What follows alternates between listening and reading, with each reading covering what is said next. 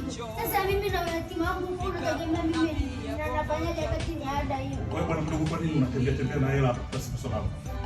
Mimi ni waliponiona hiyo wakajua nitaonekana kama mtoto, kwa hiyo nikienda hata benki haiwezi kugundulika na majambazi wakati wakanipora, lakini kwa kaniambia unanisaidia. Sasa mimi sitaka kukusaidia. Bwana mdogo, sikia. Siku nyingine uwe na akili. Umesikia wewe? Hapa mjini sisi tunatafuta maisha, hatuna huruma ya yatima wala mtu gani, unanielewa? Si hatujui kuhusu yatima hapa mjini. Uyatima wako uko vijijini, mkiwa uko vijijini ndio unaona nani mambo ya yatima. Sawa? Wege wewe. Asante. Maana nilikuwa nawaza na kufanyaje.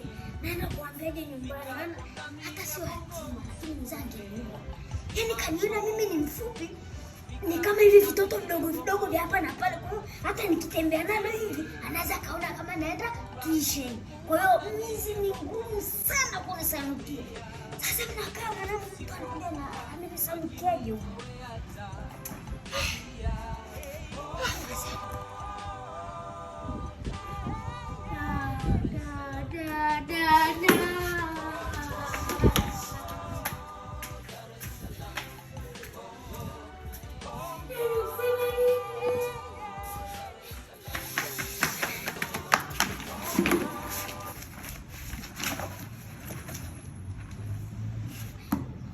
Uncle!